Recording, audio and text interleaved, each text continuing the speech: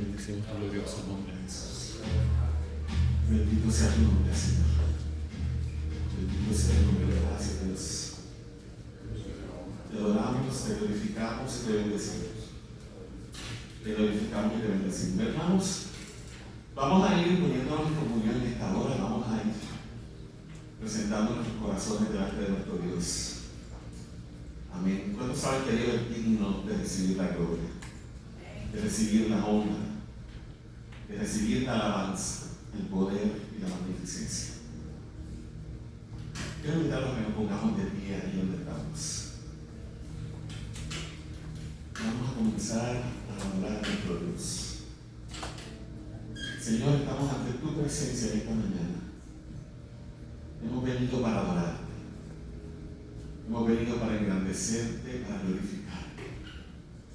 Te damos toda gloria, te damos toda honra, te damos todo el honor. Tú eres el único digno de recibir el poder, la gloria, el honor, la magnificencia. Señor, en esta mañana nos acercamos a través del nombre y los méritos de tu precioso y viviente Hijo Jesús, nuestro Señor. Te damos gracias, Padre, porque un día más nos permitiste abrir nuestros ojos. Te damos gracias porque tu misericordia se ha extendido sobre nosotros un día más. Te damos gracias, Señor, por la preciosa sangre que Jesús, Emmanuel, dio por nosotros, derramó a favor nuestro en la cruz.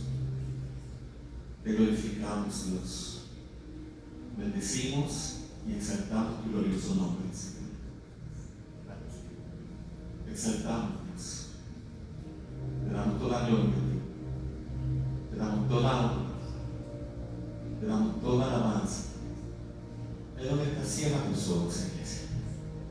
Simplemente cierra tus ojos y pon tu mirada, tus ojos espirituales en nuestro Señor, en nuestro Rey, en nuestro Salvador. Entregamos a ti todas nuestras cargas, Señor. Entregamos a ti todas nuestras preocupaciones. Entregamos a ti, Señor, todas nuestras dudas. Entregamos a ti, Señor, todo lo que somos. Si estás triste en esta mañana, echa tu tristeza a los pies del Señor. Si estás cargado en esta mañana, lleva tus cargas a los pies del Señor. El apóstol Pedro dice en su primera carta: humillaos pues bajo la poderosa mano del Señor, para que Él os exalte cuando fuere tiempo, y echando toda vuestra ansiedad sobre Él, porque Él tiene cuidado de vosotros. ¿Cuántos en esta mañana saben que Dios tiene cuidado de ustedes? Dios tiene cuidado de ti, iglesia. Dios tiene cuidado de mí.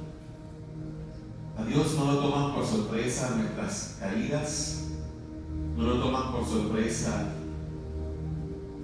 las situaciones que tal vez a ti y a mí sí lo toman por sorpresa, pero a Dios no. Él ordena todas las cosas para nuestro bien. En Romanos 8:28 el apóstol Pablo dice que todas las cosas ayudan a bien de aquellos que aman a Dios, aquellos que son llamados conforme a su propósito eterno. Señor, te damos gracias por la elección, porque nos amaste desde antes de la fundación del mundo y nos escogiste en Cristo desde antes de la fundación del mundo, como dice el apóstol Pablo en Efesios capítulo 1, donde dice: bendito sea Dios y Padre de nuestro Señor Jesucristo, que nos bendijo con toda bendición espiritual en los lugares celestiales en Cristo Jesús. Ese que nos escogió en Él antes de la fundación del mundo, para que fuésemos santos y sin mancha delante de Él. En amor nos predestinó en Cristo para hacernos como su Hijo. Te adoramos a ti, Dios, en esta preciosa mañana. Te glorificamos a ti, Padre, y te bendecimos, Señor. Iglesia, donde te quiero invitarte en esta mañana. Confesemos juntos la fe que nos une al cuerpo de Cristo, de todo linaje, de toda tribu, de todo pueblo, de toda lengua y de toda nación a través del credo. Vamos a confesar el credo en esta mañana, lo que creemos. Le voy a pedir a Daniel que lo ponga.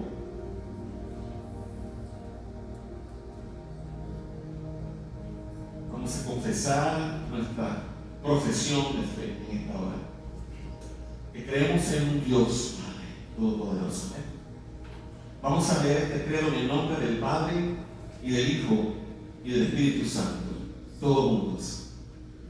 Creemos en un solo Dios, Padre Todopoderoso, Creador del cielo y la tierra, de todo lo visible y lo invisible. Creemos en un solo Señor, Jesucristo, Hijo unigénito de Dios, engendrado del Padre antes de todos los siglos, Dios de Dios, luz de luz, Dios verdadero de Dios verdadero, engendrado, no creado, de la misma naturaleza del Padre, y por medio de quien todas las cosas fueron creadas. Confesamos que por nosotros los hombres y por nuestra salvación bajó del cielo, y que por la obra del Espíritu Santo se encarnó en el vientre de María, la Virgen, y se hizo hombre. Declaramos que por nuestra causa fue crucificado en tiempos de Poncio Pilato. Creemos que padeció y fue sepultado, mas al tercer día resucitó de entre los muertos, conforme a las sagradas Escrituras. Creemos que ascendió a los cielos y se sentó a la diestra del Padre, donde está sentado hasta el tiempo en que regresará por segunda vez en gloria, para juzgar a los vivos y a los muertos, y su reino no tendrá fin. Creemos en el Espíritu Santo, Señor y dador de vida, quien procede del Padre y del Hijo, y quien con el Padre y el Hijo recibe una misma adoración y gloria. Creemos que en tiempos antiguos habló por boca de los santos apóstoles y de los profetas, y que les inspiró para dejar por escrito y de forma inerrante e infalible toda la verdad de Dios que necesitamos saber para llegar a ser salvos y vivir la vida cristiana. Creemos en la Santa Iglesia Universal, la cual es un solo cuerpo, compuesto por todos aquellos que han creído en Jesucristo, de toda época, tribu, pueblo, lengua y nación, que ha sido edificada sobre el fundamento de los apóstoles y profetas, siendo Jesucristo mismo la principal piedra del ángulo. Confesamos que hay un solo bautismo por causa del perdón de nuestros pecados, y esperamos la resurrección de los muertos, así como cielos nuevos y tierra nueva, donde solo mora la justicia. Amén. Quiero invitarlos a que allí mismo inclinemos nuestros rostros en actitud de meditación, y voy a estar leyendo un pasaje de las Sagradas Escrituras. Mientras yo voy leyendo el pasaje, yo quiero que vayas meditando en cada una de las palabras que van a estar siendo leídas. Y dice así la palabra de nuestro Señor. Entonces se le acercó la madre de los hijos de Zebedeo con sus hijos, postrándose ante él y pidiéndole algo. Él le dijo: ¿qué quieres? Ella le dijo: ordena que en tu reino se sienten estos dos hijos míos, el uno a tu derecha y el otro a tu izquierda. Entonces Jesús Respondiendo dijo: no sabéis lo que pedís. ¿Podéis beber del vaso que yo he de beber y ser bautizado con el bautismo con que yo soy bautizado? Y ellos le respondieron: podemos. Él les dijo: a la verdad de mi vaso beberéis, y con el bautismo con que yo soy bautizado seréis bautizados. Pero el sentaros a mi derecha y a mi izquierda no es mío darlo, sino a aquellos para quienes está preparado por mi Padre. Cuando los 10 oyeron esto, se enojaron contra los 2 hermanos. Entonces Jesús, llamándolos, dijo: sabéis que los gobernantes de las naciones se enseñorean de ellas, y los que son grandes ejercen sobre ellas potestad. Mas entre vosotros no será así, sino que el que quiera hacerse grande entre vosotros será vuestro servidor, y el que quiera ser el primero entre vosotros será vuestro siervo. Como el Hijo del Hombre no vino para ser servido, sino para servir y para dar su vida en rescate por muchos. Padre, te damos gracias por tu presencia en medio nuestro. Ahora, Padre, que nos disponemos a elevar cánticos de adoración a ti, te pedimos, Señor, que seas tú ayudándonos a ofrecer una adoración conforme a tu corazón, Señor, guiada por el Espíritu, por medio de Cristo, al Padre. En el nombre de Jesús te pedimos esto, Dios. Amén y amén. Vamos a cantar en esta mañana: abre mis ojos. Y donde estás, vamos a pedirle al Señor que abra nuestros ojos y nos permita verte sentado en su trono de gloria. ¿Cuántos quieren ver al Señor en esta mañana? Contemplarlo. No podemos verlo a través de nuestros ojos físicos, pero sí a través de los ojos del Espíritu, por medio de la palabra de Dios. Amén.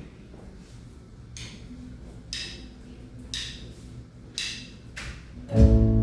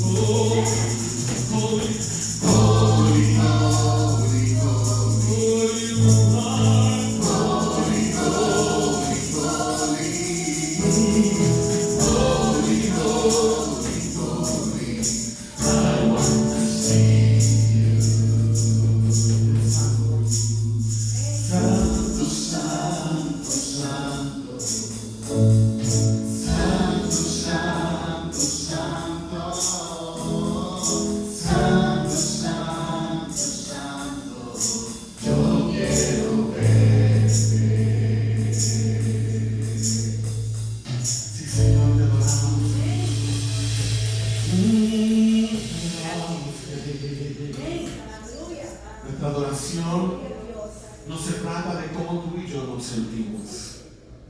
No se trata de si los cánticos quedan perfectos o no. La adoración se trata de que nuestros corazones se vuelvan al Dios 3 veces santo, al Dios todopoderoso, nuestro Dios. Jesús, hablando con la mujer samaritana junto al pozo de Jacob, le preguntó, ella le preguntó, mejor dicho, a Jesús, le dijo: los padres samaritanos adoraron en este monte, y ustedes los judíos dicen que es en Jerusalén en donde se debe adorar. Y Jesús le dijo: ustedes adoran lo que no conocen. No puedes conocer al Dios que adoras si no conoces las Escrituras. Ustedes adoran lo que no conocen, pero nosotros los judíos sí, porque nosotros sabemos lo que adoramos, conocemos al Dios al que adoramos. Pero te digo una cosa, mujer, la hora viene, y ahora es, cuando ni en este monte, ni en Jerusalén van a adorar al Padre. Porque el Padre busca adoradores que le adoren en espíritu y en verdad. La adoración no tiene nada que ver ni con estilos de música, ni con letras bonitas. Tiene que ver con adorar a Dios en espíritu, es decir, con libertad, no regidos por tal vez sistemas ritualistas o modos o formas, y en verdad, es decir, conociendo la verdad de su palabra. Amén. Amén. Vamos a decirle a nuestro Dios en esta hora que confesamos que nosotros somos como la niña de sus ojos. Amén. La niña de tus ojos es la parte de tu ojo que tú más proteges y tú más cuidas. Es tu iris. Y la palabra de Dios dice que nosotros somos como la niña de los ojos de Dios. No está hablando de que somos niñas, que pequeña, sino que somos como la niña de los ojos de Dios. Algo que usted cuida mucho su ojo, ¿verdad que sí? Si le cae algo, usted lo protege. Si usted le cae algo, le va a caer, lo protege. Así es que con nosotros. Dios nos ama, Dios nos protege y Dios nos guarda como a la niña de sus ojos.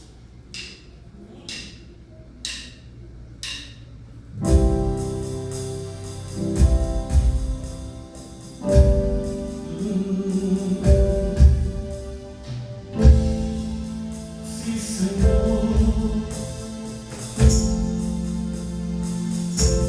me viste a mí cuando nadie me vio, amaste a mí cuando nadie me amó, me viste a mí, el Señor te dio cuando nadie te vio, y amaste a mí cuando nadie me amó, y me diste nombre. Yo soy tu niña, la niña de tus ojos, porque me amaste a mí, y me diste nombre, y me diste nombre. Yo soy tu niña, la niña de tus ojos, porque me amaste a mí. Y de nuevo, me viste a mí cuando nadie me vio. Me amaste a mí, Señor, cuando nadie me amó. Tú me viste a mí. El Señor te dio cuando nadie te había visto. Nadie me vio. El Señor te amó. Me amaste a mí antes de la fundación del mundo. Cuando nadie me amó. Y me diste nombre. Y me diste nombre. Yo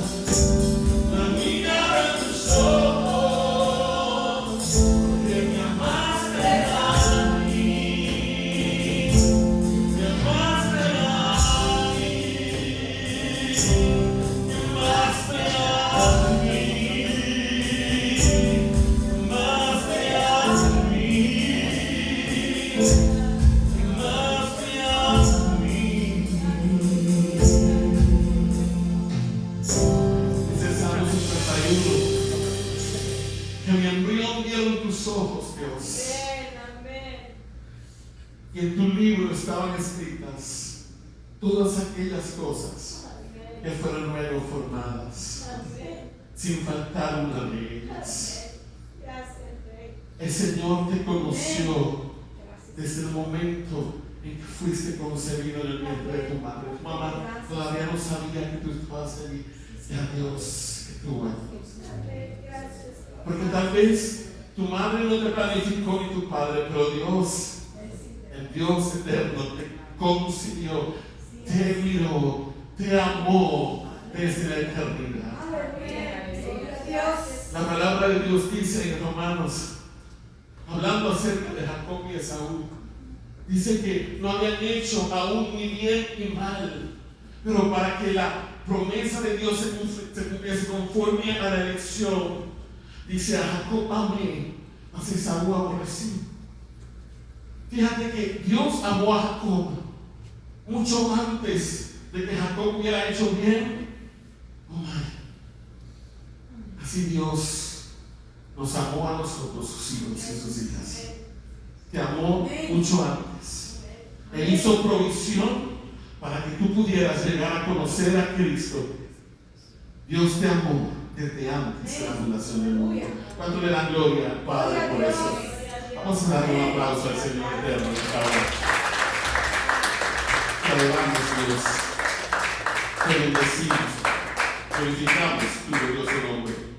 Y así como estamos invitados a que abramos nuestras Biblias en el libro de Primera de Samuel, capítulo 16, versículos del 1 al 13. Primera de Samuel, capítulo 16, versos del 1 al 13.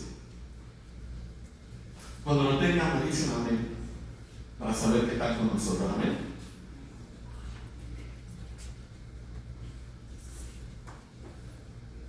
Quiero que lo lean todos juntos conmigo el pasaje, ¿ok? ¿Lo tienen todos, hermanos? Vamos a leer esta palabra en el nombre del Padre y del Hijo y del Espíritu Santo, todos juntos. Dijo Jehová a Samuel: ¿hasta cuándo llorarás a Saúl, habiéndolo yo desechado, para que no reine sobre Israel? Llena tu cuerpo de aceite y ven. Te enviaré a Isaí de Belén, porque de sus hijos me he provisto de rey. Y dijo Samuel: ¿cómo iré? Si Saúl lo supiera, me mataría.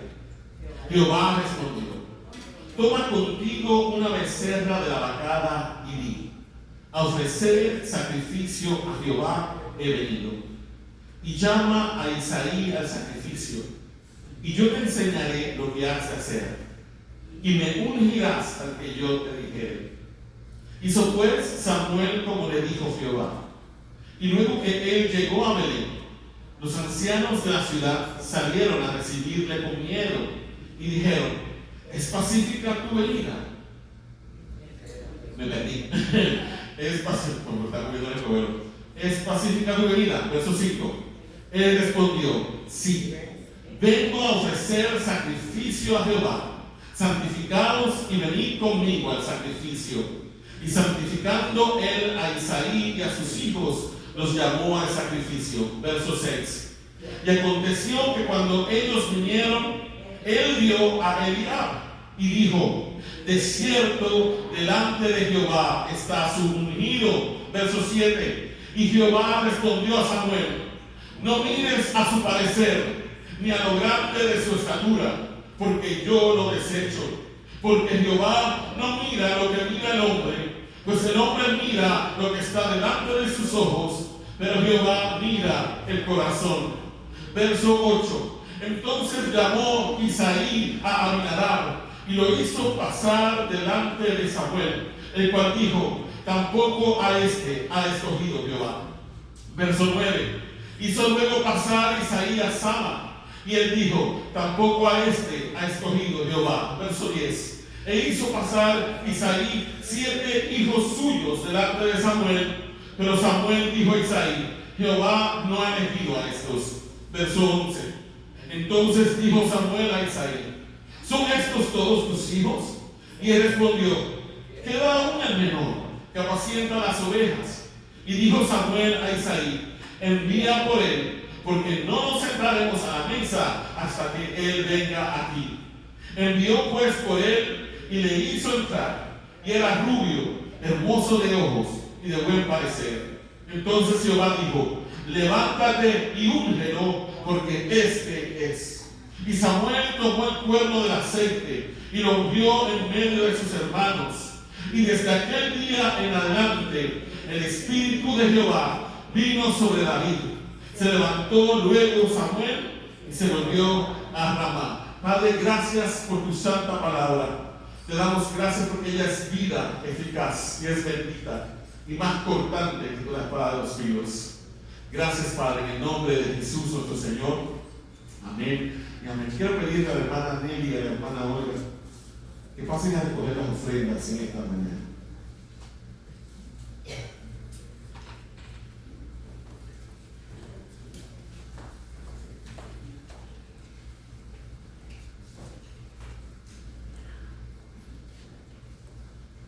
Hermanos, oremos.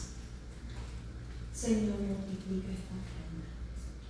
Tú sabes que nuestro deseo, meta, es tener nuestra propia templo. Y la única forma que lo vamos a tener, Señor, si comenzamos a decir: yo siento decir eso que esta mañana. Y Señor, yo sé que tú vas a abrir los corazones y las mentes, porque hay una gran bendición detrás del diezmo. ¿Cómo recibimos tantas bendiciones? Y no queremos que nuestro hermano, ¿verdad?, se quede atrás. Pero Señor, sabemos que este diezmo es para todo lo que se hace aquí en esta iglesia. Y sabemos, Señor, que tú eres un Dios poderoso, grande. Eres un Dios que cuida de tus hijos y le habla a ellos. Y yo sé constantemente me habla a mí y a mis hermanos. Y te damos gracias por eso, Señor. Por la hermana. Gracias, Señor, a la ofrenda que vamos a recoger esta mañana. En Cristo Jesús.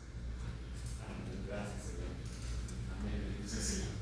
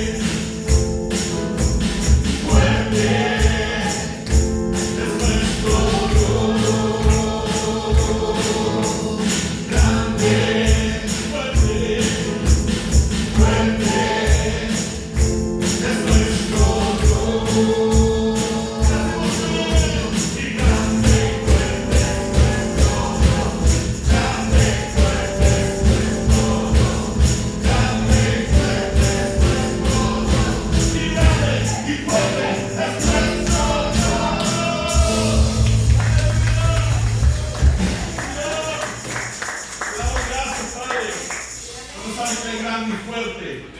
Podemos sentarnos en esta mañana. Bendito sea su nombre. Quiero en esta mañana conocer la visita que hay en medio nuestro. Hay una dama allí. Yo no sé si la había visto antes. ¿Había venido anteriormente? No, ella es la hermana Sidney y viene de Minnesota. De Minnesota. Póngase en pie, hermana, para dar un aplauso. Amén. Le damos la bienvenida a la casa del Señor. Vamos a estar con nosotros esta mañana. Amén. Y al lado de ella hay unos jovencitos. Los nietos míos, los mayores. Los nietos mayores. ¿Ellos van a español? You're welcome to the house of the Lord, okay? God bless you guys. Can you stand up? We want to say hi to you, okay? Le damos la bienvenida a la casa del Señor. Déjame ver. Y ya estamos aquí nosotros. Así que, ¿qué más está? ¿Qué pasó? No, que más te diré.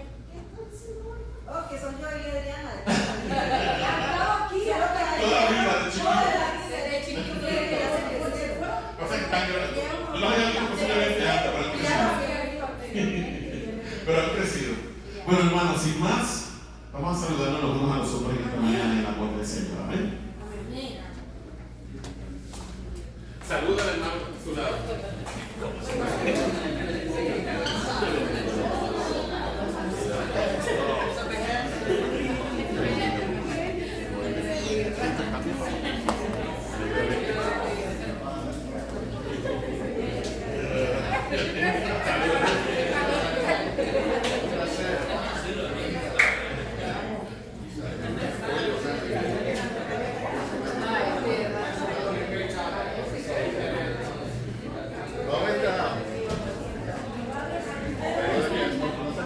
Se me olvidó saludar a alguien que vive en mi casa.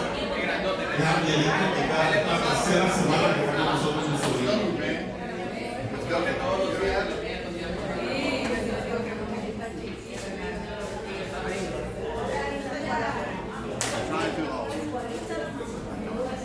Gracias, Señor.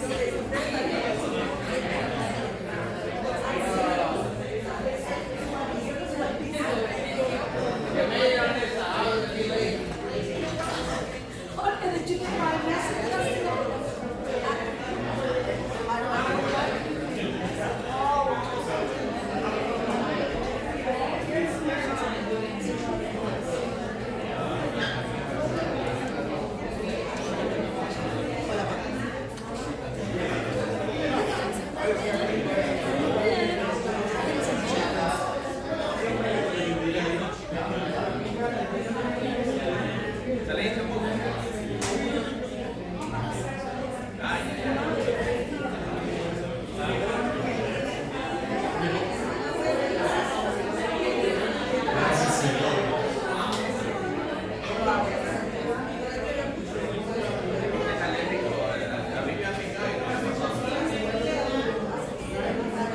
Amén. Déjame saludar, hermano. que tomó una medicina. ¿Cuántos días? Bueno, hermanos, vamos sentándonos y ubicando nuestros asientos en esta mañana. Hoy tenemos con nosotros dos niños, pero vamos a dar clase como quiera, ¿amén? No vamos a dejarte de dar clase porque haya uno o dos niños, ¿amén?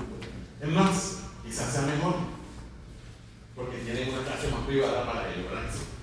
Así que le voy a pedir a los niños que están aquí en esta mañana, que pasen enfrente, que el Señor hoy les va a hablar a ellos también. Amén. Este es mi Macanzón que está en casa, tiene 14 años. Ayer pescó, todo el día lleva pescando en los canales de casa. Ayer pescó un vaso así de grande, pero lo tiró para el agua, para el pez está bien, está en buenas condiciones. Se fue con Miguel para allá. Bueno, quiero pedirle, déjame ver aquí. Martica, venga. Ay, pero ¿por qué pastor aquí? Desde allí, mejor desde allí. Me tiene su mano seca.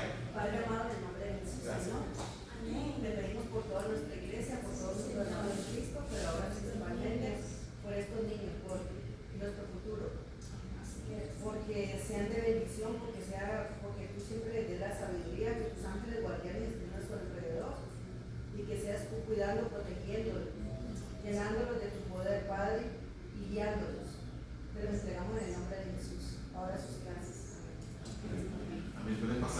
hace en esta hora. Mientras tanto, pues los adultos nos quedamos acá para escuchar también la palabra de Dios. Amén. Hay algunos anuncios que quisiera compartir con ustedes. Hermanos, no se me ha olvidado que la iglesia Libertad para los Cautivos en Choloma, en Honduras, una iglesia que nosotros ayudamos el año pasado, le dimos una oferta de $1,000 por la gracia de Dios, y ellos con esos $1,000 hicieron maravillas. ¿Okay? Todavía están en su parte final del templo. Me gustaría que como iglesia volviéramos a ayudarlos este año. Sé que yo lo había mencionado en algún momento, pero como estuve en Puerto Rico 2 semanas, y honestamente, hermanos, esas 2 semanas no vuelvo a hacer eso. Yo creo que no vuelvo a agarrar 2 semanas porque como que me sentí que me desconecté. Yo creo que un domingo fuera está bien, pero 2 domingos fuera como que no. Como que me desenchufé todo. Pero sí, le voy a encargar a la hermana Meli que sea la que se encargue de recoger ofrenda. No sé cuándo más o menos, si el domingo que viene o los 2 domingos. Vamos a dar por unos 2 domingos porque hay gente todavía afuera. Ok. Por ejemplo, Suri vamos a regresar, ¿verdad? Okay. Y me gustaría que por lo menos mi madre invitara a la iglesia. Ok, está bien, si hay mucha gente fuera de vacaciones, ok. Pues hoy es domingo 23 de junio, el otro es el 30, el domingo 7 de julio, ok. El domingo 7 de julio recogemos esa ofrenda especial, ok. Amén. Hermanos, en esta mañana vamos a estar hablando acerca del tema la caída de un hombre conforme al corazón de Dios. La caída de un hombre conforme al corazón de Dios. La semana pasada les dije que esta semana íbamos a hablar de un hombre de Dios que cayó en pecado y trajo consecuencias severas sobre su vida y la de su familia. Así que quiero invitarles, hermanos, a que abramos nuestras Biblias. Esta vez en 2 de Samuel, capítulo 11, 2 de Samuel. 2 de Samuel, capítulo 11. Hoy tenemos cena del Señor también después del servicio. 2 de Samuel, capítulo 11. Y vamos a leer en esta mañana solamente los versos del 1 al 4. 2 de Samuel, capítulo 11, versículos del 1 al 4, y vamos a estar en esa escritura bastante tiempo, ¿ok? Cuando tengan la palabra nos ponemos de pie en reverencia a la palabra del Señor y al Señor de la palabra. 2 de Samuel 11, del 1 al 4.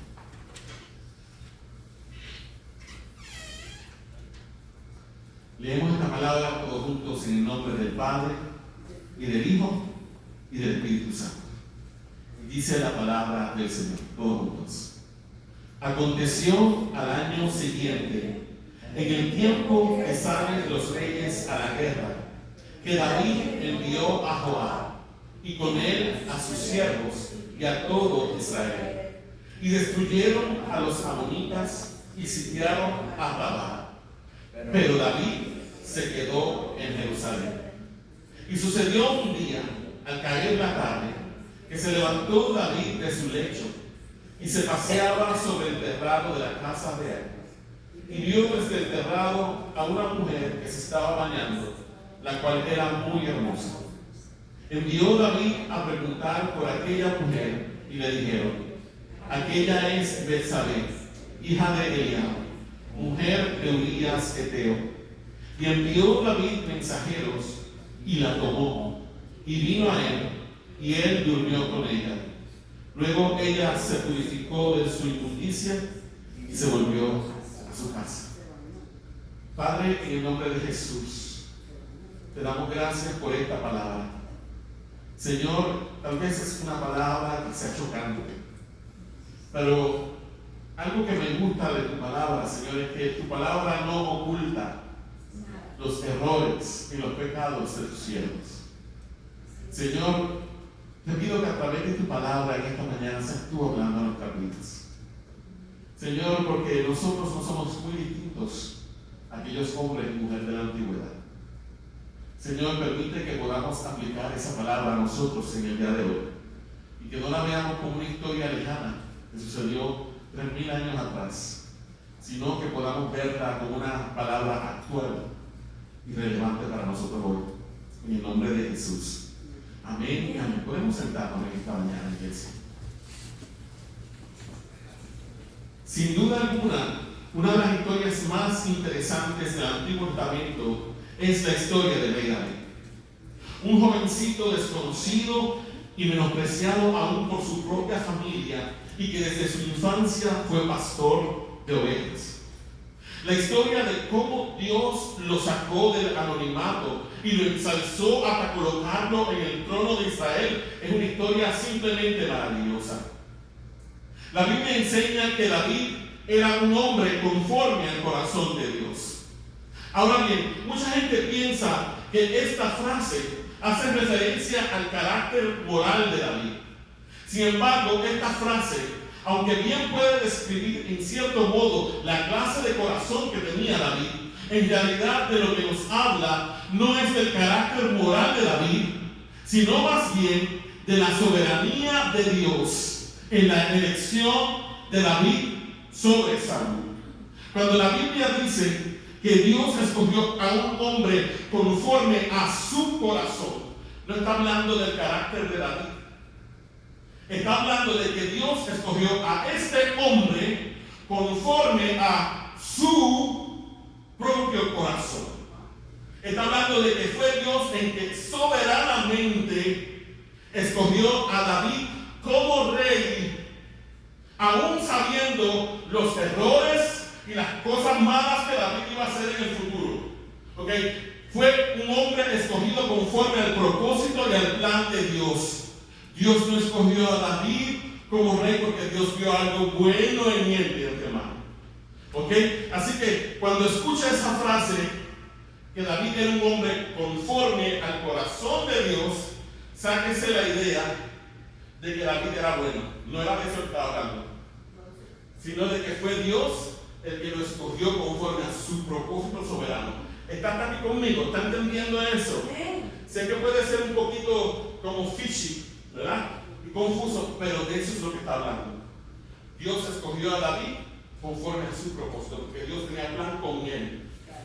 No porque David tuviera algo bueno que ofrecer, ¿Está aquí conmigo? Antes de que David fuera ungido rey, escucha esto.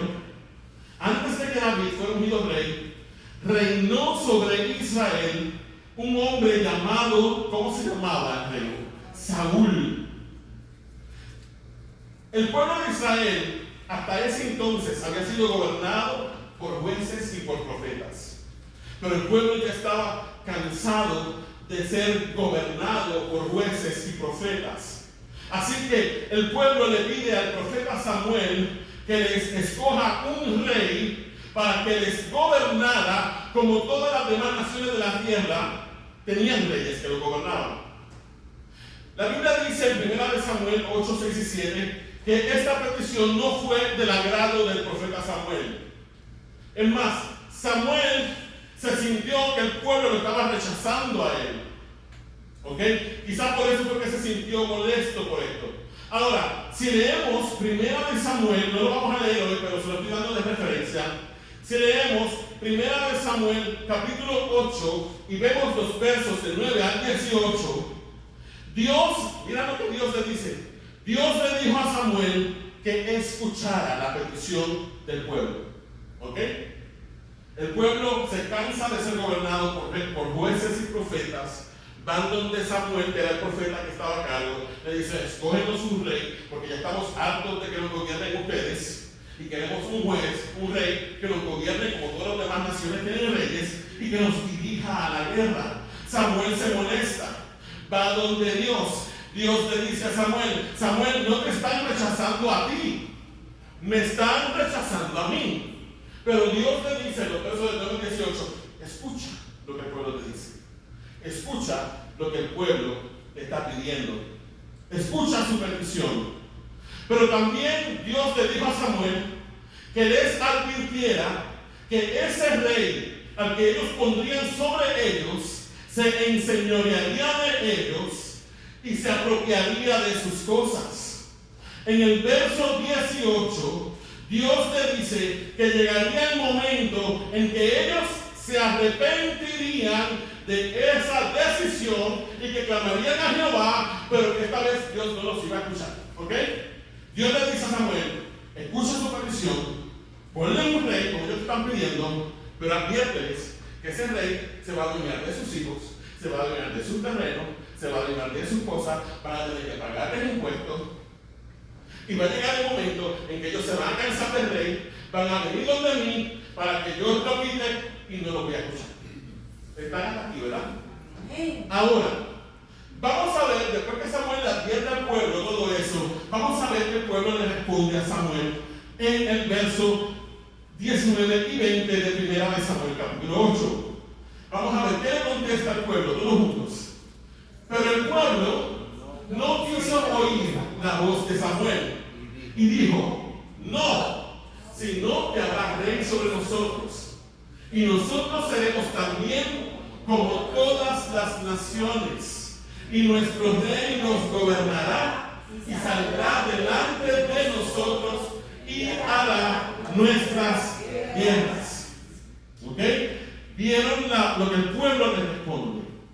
Ahora, en los versos 21 y 22, las Sagradas Escrituras nos dicen lo siguiente, que dice la Biblia en el verso 21 y 22 de Primera de Samuel 8, que dice, y oyó Samuel todas las palabras del pueblo y las refirió en oídos de Jehová. Y Jehová dijo a Samuel, oye su voz y pon rey sobre ellos. Saúl, mi hermano, Saúl fue el primer rey de Israel. Pero quiero que entienda una cosa. Saúl fue un rey elegido por el hombre, no por Dios. ¿Ok? Fue un rey elegido por el hombre. Fue puesto como rey sobre Israel por una gestión humana. Vamos un momento a 1 Samuel 9 del 1 al 2. Y vamos a ver cómo fue o qué características fueron las que vieron en Saúl para escogerlo como rey sobre Israel. Dice la palabra de Dios en 1 Samuel capítulo 9 verso 1 lo siguiente, ¿lo quiere leer conmigo? Todos juntos, ¿qué dice? Había un varón de Benjamín, hombre valeroso, el cual se llamaba Cis. Ok, comienza hablándonos de que en la tribu de Benjamín, ok, porque hay mucho nombre ahí, en la tribu de Benjamín, ¿cuántas tribus tenía Israel? 12, y cada tribu tenía el nombre de uno de los hijos de Jacob, ok. Esa es la tribu de Benjamín, el hijo menor de Jacob. Y dice que en la tribu de Benjamín había un hombre que era como valeroso y que se llamaba como Cis. Y como es de costumbre en la Biblia, comienza a darnos la genealogía de Cis, ¿ok? Dice que Cis era hijo de Abiel, y que Abiel era hijo de Seror, hijo de Becorat, y que Becorat era hijo de Afía, hijo de un benjamita. Ahí se perdió la genealogía. Pero ¿qué dice el verso 2? Que ese es el que realmente me importa. Dice, y tenía él, ¿quién él? Cis, ¿ok? Y Cis tenía un hijo que se llamaba como Saúl. ¿Y cómo era Saúl, según dice allí? Joven y hermoso. Era un papazote, ¿ok? Y dice, entre los hijos de Israel, que dice, no había otro más hermoso que él. Pero mira lo que dice, de hombros arriba sobrepasaba a cualquiera del pueblo. O sea que era un hombre guapo, era un hombre que se mata bellísimo, era un hombre alto, fuerte, ¿verdad? Y abusador, ¿verdad? Un hombre alto, así dicen en Puerto Rico, es un hombre alto, fuerte y abusador. ¿Ok? Entonces, podemos ver, mis hermanos, que de acuerdo al juicio de los hombres, escucha esto, de acuerdo al juicio de los hombres, Saúl tenía el porte y tenía la apariencia física de un rey. Sin embargo, Saúl no tenía el carácter piadoso para ser un rey conforme al corazón de Dios. Como consecuencia fue desechado. En 1 Samuel capítulo 13, ya en el segundo año de su reinado, Saúl se encontraba en guerra contra los filisteos. Samuel le había dado instrucciones a Saúl de que esperara junto al ejército en Gilgal, donde Samuel haría sacrificios a Dios para invocar el favor de Jehová en la guerra. Ok, Saúl estaba en guerra contra los filisteos.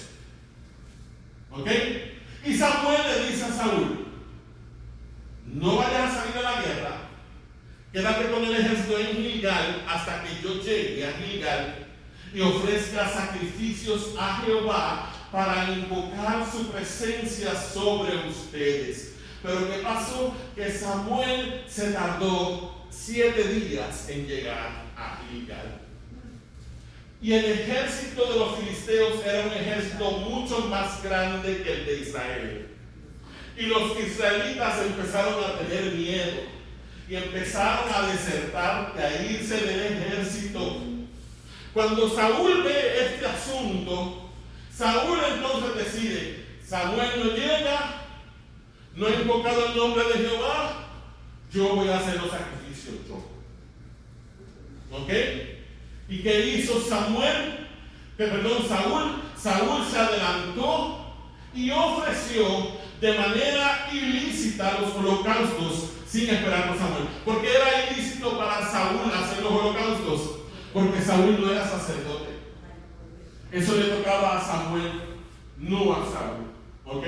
Saúl era rey, pero no sacerdote. Saúl se pasó de la raya, ¿ok? Se pasó de la línea de lo que le tocaba hacer. Cuando Saúl, ahora, vamos a leer un momentito, acompáñenme hacia la Biblia. Vamos a 1 Samuel 13, del 11 al 14. 1 Samuel, un libro antes. 1 Samuel 13, del 11 al 14. Acompáñenme aquí. 1 Samuel 13, del 11 al 14. ¿Lo tienen todos? Dice la palabra del Señor de esta manera, todos juntos. Entonces Samuel dijo, este es Samuel, ¿ok? Samuel, para acabar de completar, el hombre está haciendo los sacrificios, ya está matando las vacas, prendiendo el fuego, y alguien no sabe quién llegó. Samuel llegó y agarró a Saúl con las manos ¿dónde? En la masa, haciendo lo que no le tocaba. Versículo 11, vamos de nuevo. 1 Samuel 13, 11, que dice: entonces Samuel dijo, ¿qué has hecho? Y Saúl respondió: porque vi que el pueblo se me desertaba y que tú no venías dentro del plazo señalado y que los filisteos estaban reunidos en Micmas, me dije: ahora descenderán los filisteos contra mí a Gilgal, y yo no he implorado el favor de Jehová. Me esforcé pues y ofrecí holocausto. Verso 13. Entonces Samuel dijo a Saúl, ¿qué le dijo Samuel? Locamente has hecho, no guardaste el mandamiento de Jehová tu Dios que él te había ordenado, pues ahora Jehová hubiera confirmado tu reino sobre Israel para siempre. ¡Wow! Si Saúl no se hubiera puesto a hacer lo que no le tocaba, Dios hubiera confirmado su reino sobre Israel para siempre. Por eso es que Samuel le dice: muchacho, ¿qué tú hiciste? Locamente has hecho. Pero ¿qué dice el verso 14? Mas ahora tu reino no será duradero. Jehová se ha buscado un varón conforme a su corazón, al cual Jehová ha designado para que sea príncipe sobre su pueblo, por cuanto tú no has guardado lo que Jehová te mandó. ¿Ok?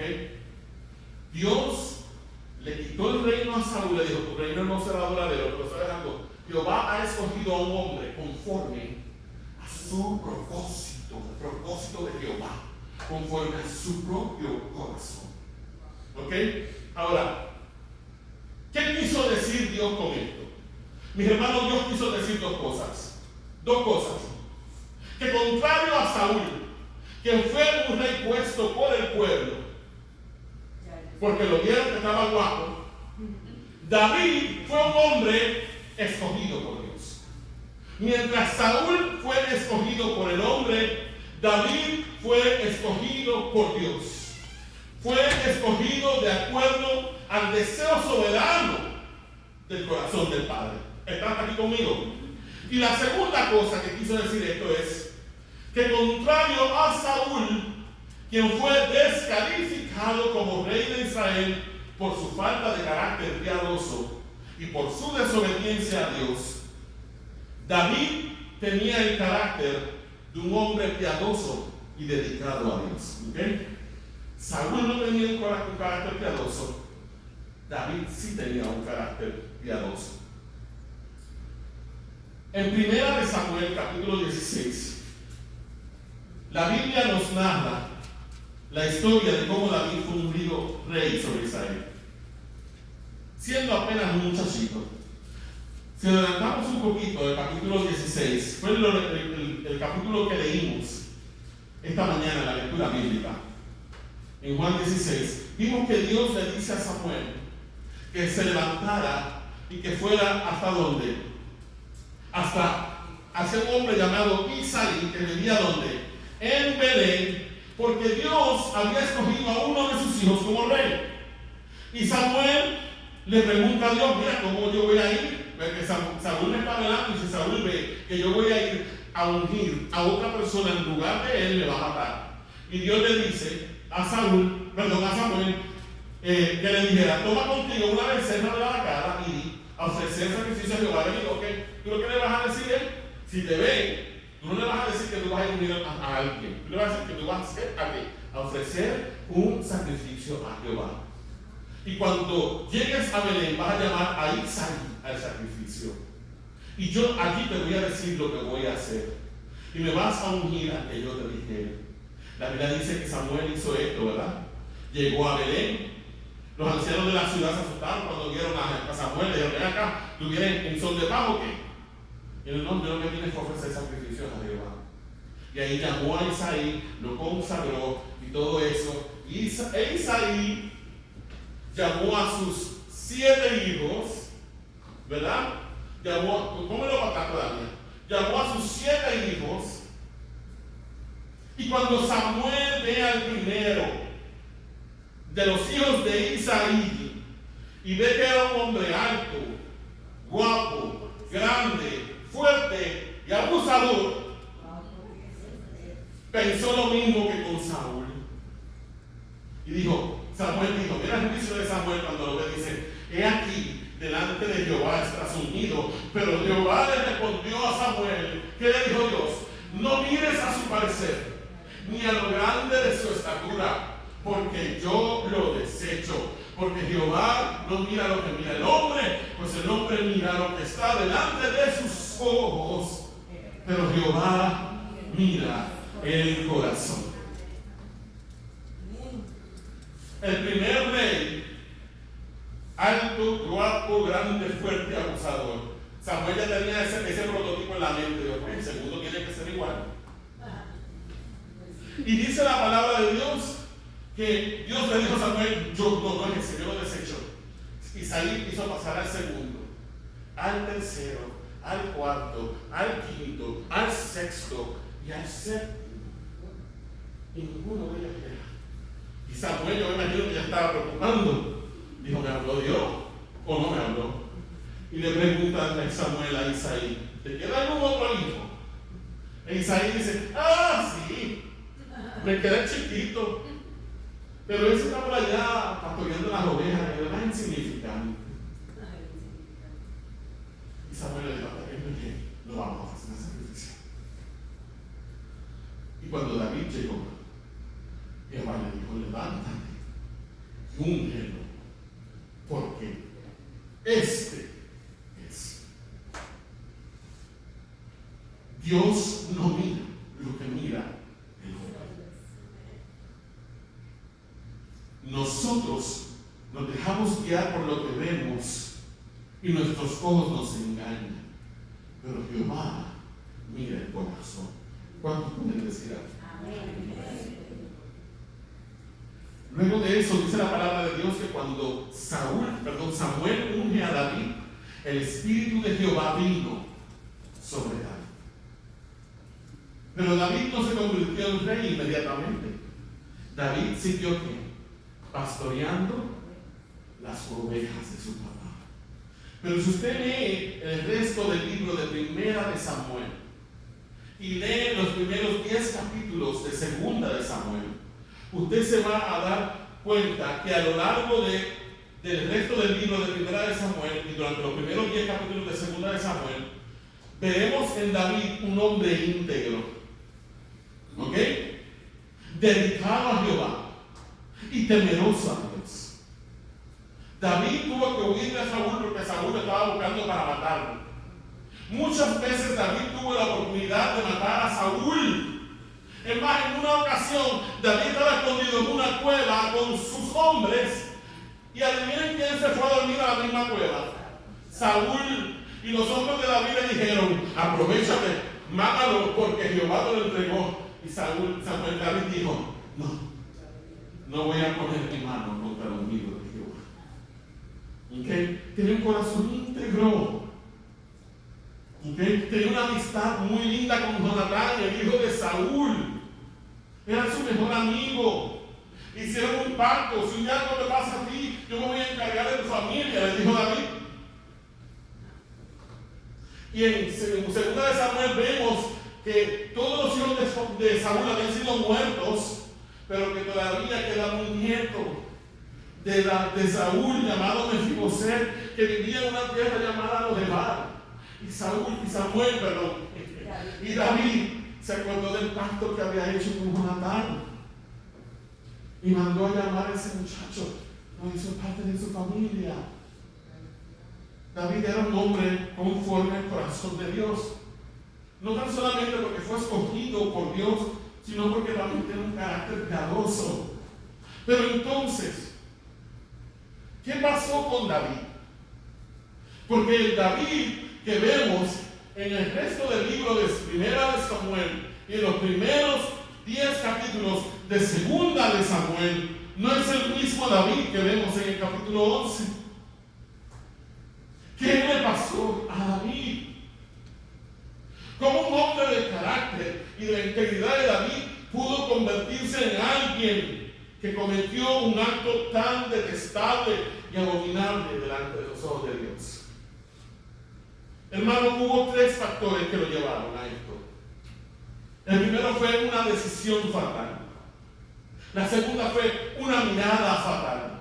Y la tercera fue un interés fatal.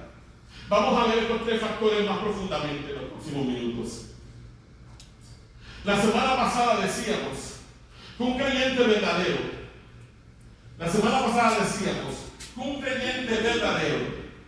la próxima hijo,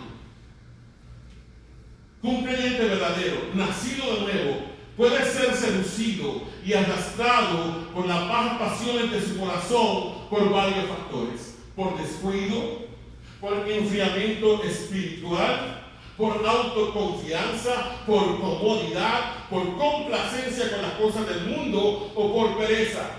¿Okay? Un hombre de Dios, un verdadero hijo o hija de Dios, puede ser arrastrado y seducido por el pecado por varias razones: por descuido, por enfriamiento espiritual, por autoconfianza, también por comodidad, porque ya está cómodo donde está y no quiere seguir trabajando, por complacencia con las cosas del mundo o por pereza. Próxima diapositiva. En este capítulo 11 de Segunda de Samuel, escucha esto.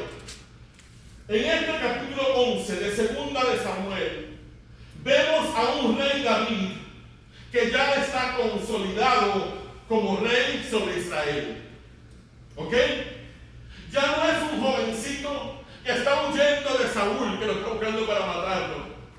Ya no es un jovencito que está tratando de consolidar su reino. No, ya es un rey en toda propiedad, hecho y derecho. ¿Ok?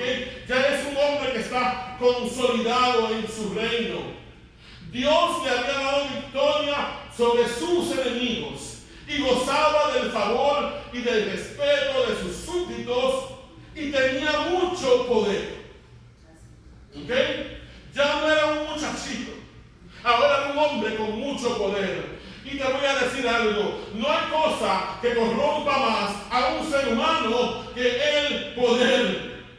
El poder puede llevarnos a pensar que ya no necesitamos a Dios. Fíjese, volviendo a 2 de Samuel capítulo 11, fíjese, 2 de Samuel 11:1, fíjese que el texto dice algunas frases que no sugieren que algo había cambiado en el corazón de David. Vayan conmigo, 1 Corintios 11. 1. ¿Qué dice 1 de Samuel? Perdón, que yo dije 1 de Corintios, no me hagas. 1 de Samuel 11:1. Segunda de Samuel 11:1. Dice, aconteció el año siguiente, y quiero que subrayen su Biblia, en 2 de Samuel 11:1, la frase que dice, en el tiempo que salen los reyes a la guerra. Aconteció al año siguiente, pero ahora subrayen su Biblia esa pequeña frase que dice, en el tiempo que salen los reyes a la guerra, perdón. Luego sigue diciendo la palabra, que David envió a Joab. Ahora subraye, David envió a Joab. ¿Quién era Joab? Joab era el general de los ejércitos del rey David. ¿Ok? David envió a Joab. ¿Y qué dice luego? ¿Y con él a quién? A sus siervos. Subraya esa parte también. Y con él a sus siervos y a todo Israel. Subraya eso.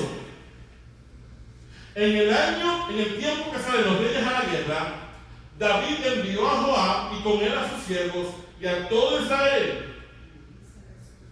Y dice la Biblia que el ejército de David destruyó a los amonitas y sitiaron a Rabá. Pero hay una frase que quiero que subraye al final. ¿Qué dice al final? ¿Pero qué? Pero David se quedó en Jerusalén. ¿Qué dice el verso 1 al principio? En el tiempo en que salen ¿quién? Los reyes a la guerra, David envió a Joab y a todo su ejército, pero él se quedó ¿dónde? En su casa. Lo está viendo, ¿verdad?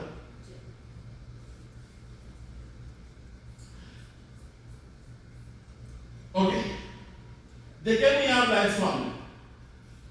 Era el tiempo que todos los reyes salían a la guerra. David manda a su ejército, manda a Joab, pero él se queda en su casa. ¿De qué me habla eso a mí? Me habla de autoconfianza. ¿Me está entendiendo? Ya David no tenía su confianza puesta en el Señor. ¿Ahora en qué confiaba? En el poder de su ejército. Que vayan los otros a pelear por mí y yo me quedo en mi casa. ¿Me está entendiendo? Pero eso no solamente me habla de autoconfianza, también me habla de descuido. Era el tiempo en que los reyes salen a la guerra y yo decido quedarme en mi casa. Estoy descuidando mi trabajo. También me habla de enfriamiento espiritual. ¿Ok? Porque David, antes de salir a la guerra, ¿qué hacía? Siempre consultaba a Jehová. Pero ya no tenía necesidad de consultar a Dios. ¿Por qué? Porque ahora yo soy un rey en toda propiedad. Y me habla de pereza también. ¿Me está entendiendo? David ya no era aquel jovencito a quien Saúl estaba buscando para matarlo. Ya no tenía que andar escondiéndose de sus enemigos. Mientras David aún no era rey, o mientras su reino aún no estaba consolidado, David dependía totalmente del favor y de la misericordia de Dios. Ahora, ya más viejo y afirmado en el poder, apartó su mirada del Señor y comenzó a depender de sí mismo, autoconfianza.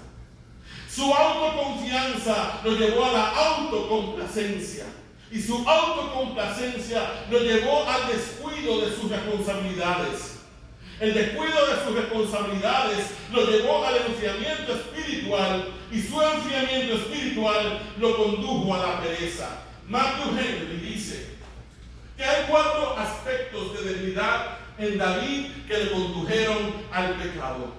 4 aspectos de debilidad en David que fueron los factores que le condujeron al pecado. ¿Cuál es el primero? Dice allí. Descuido de su misión. Descuido de su misión. ¿Qué quiere decir eso? Como rey, la misión de David era estar ¿dónde? ¿Dónde se supone que estuviera David ese día? En la guerra, en el campo de batalla. ¿Con quién? Con su ejército, con sus soldados.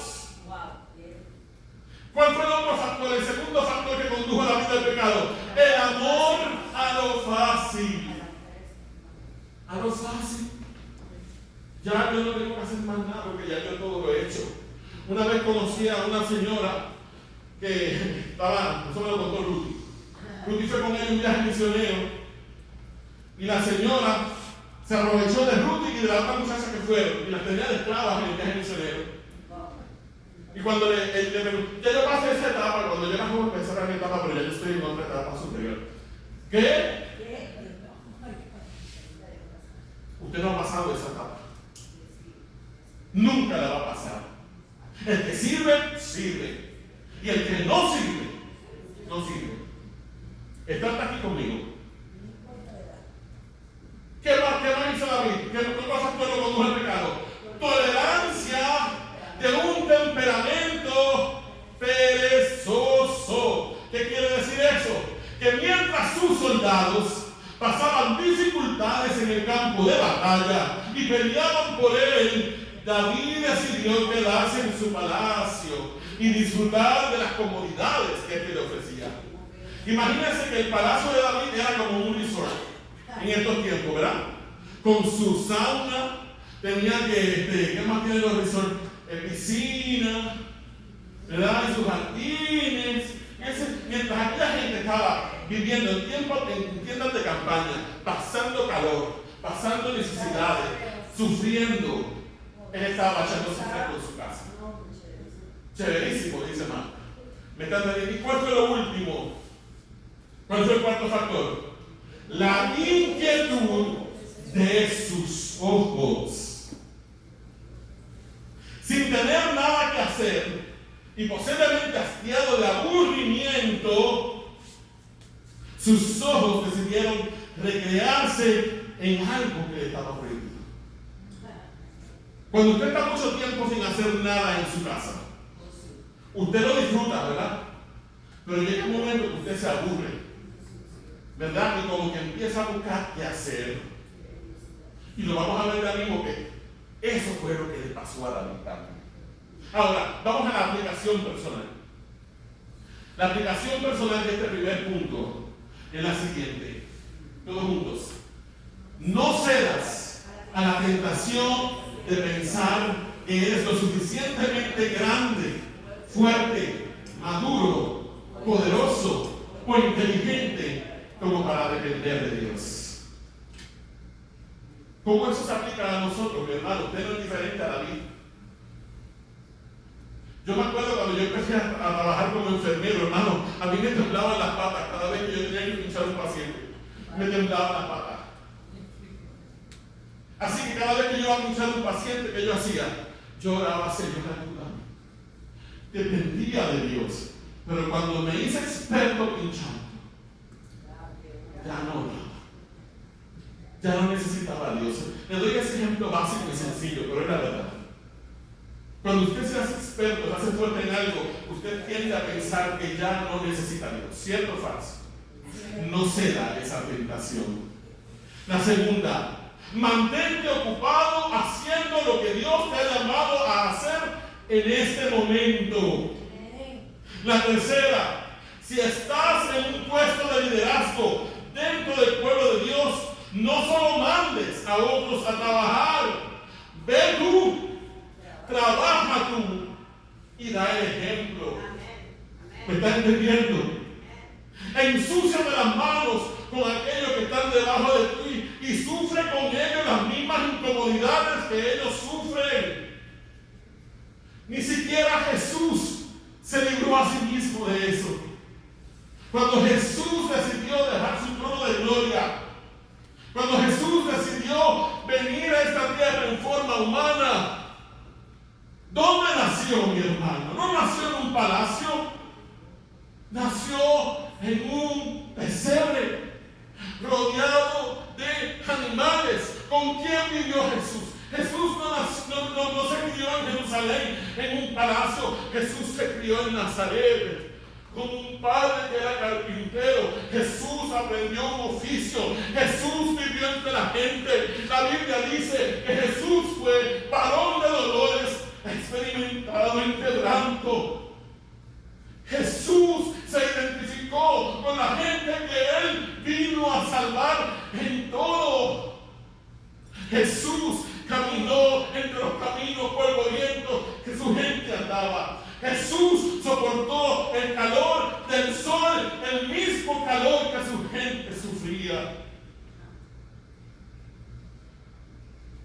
Por lo tanto, si el Señor y el Maestro vivieron de esa manera, ¿quiénes somos nosotros para pensar que merecemos vivir una vida mejor? ¿Estás aquí conmigo? Recuerda el viejo refrán que dice que la mente ociosa es taller del diablo. Somos más vulnerables a la tentación cuando estamos solos y sin hacer nada. Ahora, ¿cuál fue la decisión fatal de David? La decisión fatal de David, le dije que era ¿qué? Una decisión fatal, una mirada fatal, era la segunda, ¿se acuerdan de eso? ¿Cuál fue su decisión fatal? La decisión fatal de David fue quedarse en su casa, en el tiempo en que los reyes salían a la guerra. ¿Estás aquí conmigo? Vamos a ver entonces lo segundo, el segundo punto, una mirada fatal, una mirada fatal. Está en el verso 2. Acompáñame a segunda de Samuel capítulo 11, verso 2. ¿Qué dice la palabra de Dios? En segunda de Samuel 11, 2. Dice, y sucedió un día, al caer la tarde, que se levantó David de su lecho y se paseaba sobre el terrado de la casa real. Yo me imagino, hermano, cuando yo estoy mucho tiempo sin hacer nada y llevo mucho tiempo, me entra una ansiedad, una cosa mala, que me entran como hormigas y tengo que levantarme. Yo imagino que ya David estaba hastiado del aburrimiento y le entró como una vidilla y yo tengo que salir de aquí, tengo que hacer algo. Imagínate un hombre que estaba acostumbrado a hacer tantas cosas de momento en su casa, haciendo nada. Dice que se levantó de su lecho y ¿qué hizo?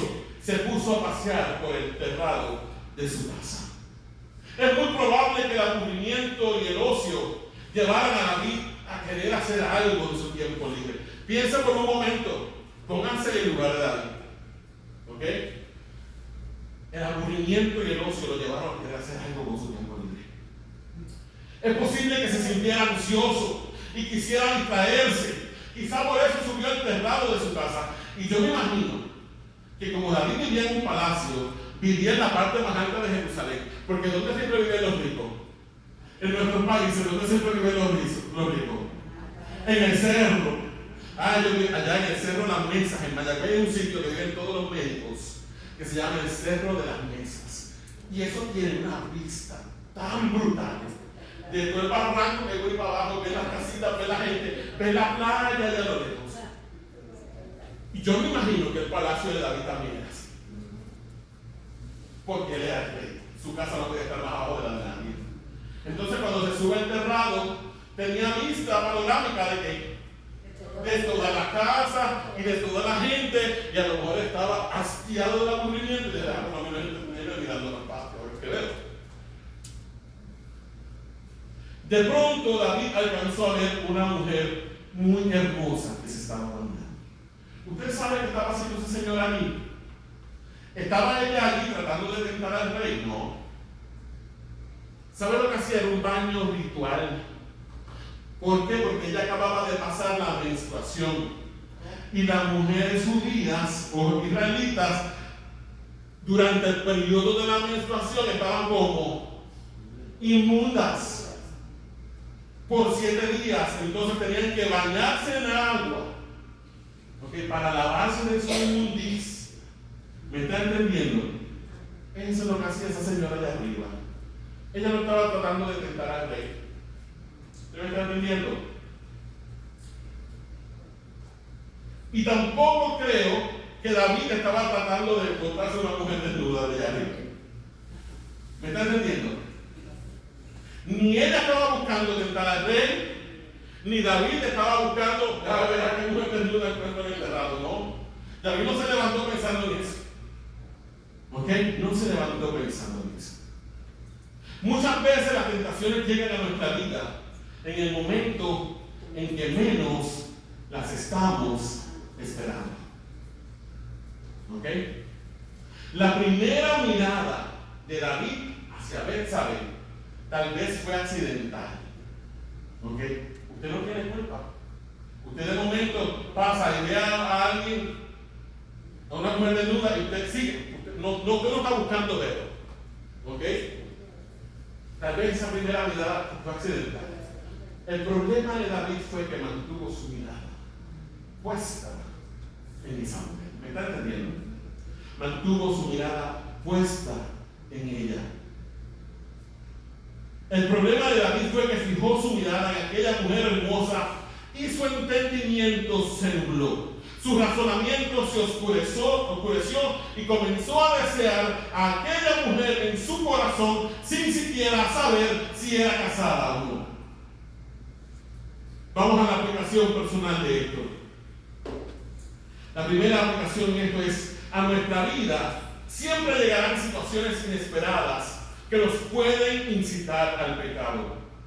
Como cristianos, no podemos permitir que esos pensamientos y deseos se queden en nuestra mente. Debemos rechazarlos, porque si no los rechazamos, esos pensamientos nos conducirán al pecado. Recuerda lo que les enseñé en Santiago, que la tentación en sí misma no es pecado. Es una situación que nos pondrá a prueba nuestro carácter cristiano, pero no es en sí misma pecado. ¿Están aquí conmigo? Hermano, rechaza todo pensamiento y deseo pecaminoso con la autoridad de Cristo.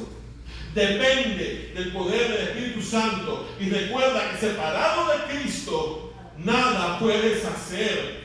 Si permites que el pensamiento pecaminoso se aloje en tu mente el tiempo suficiente, cegará tu entendimiento y no podrás pensar correctamente luego. Recuerda lo que dice Martín Lutero en la próxima diapositiva. Danielito. Martín Lutero, recuerda eso y grábatelo. No puedes evitar que los pájaros vuelen sobre tu cabeza, pero sí puedes evitar que hagan un nido en ella. ¿Me estás entendiendo? Los pájaros siempre van a volar, las tentaciones van a llegar. Tú no tienes control de los pájaros que vuelan sobre ti, pero no le permitas a los pájaros posarse en su cabeza, en tu cabeza, porque si se lo permites, vas a hacer un nido en tu cabeza. ¿Estás aquí conmigo, iglesia? Ok, vamos al tercer punto y último. Vimos ya una decisión fatal. La segunda fue una mirada fatal. Y la tercera es un interés fatal. Vamos al versículo 3. Vamos al verso 3. Segunda de Samuel 11:3. ¿Qué dice la palabra de Dios? Dice: envió David a preguntar por aquella mujer. Y le dijeron: aquella es Betsabé, hija de Eliam, mujer de Urías, Eteo.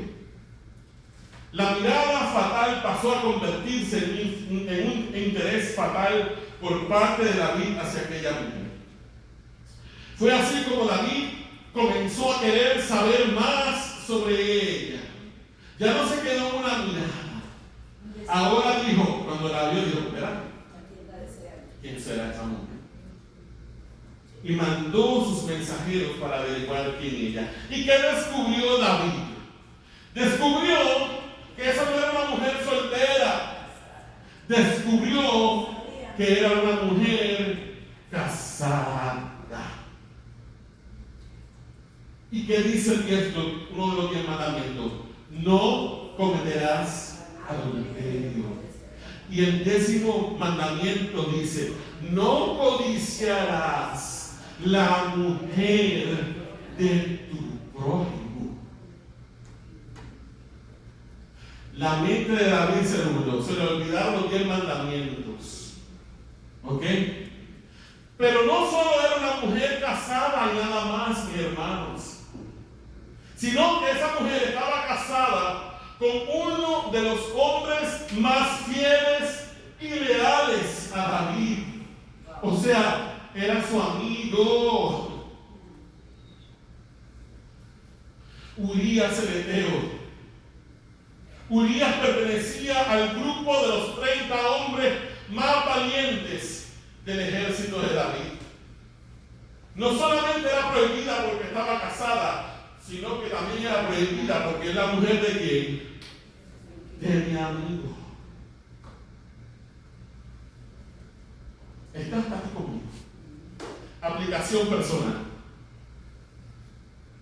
El pecado nos embrutece y nos hace pasar por encima de nuestros valores morales.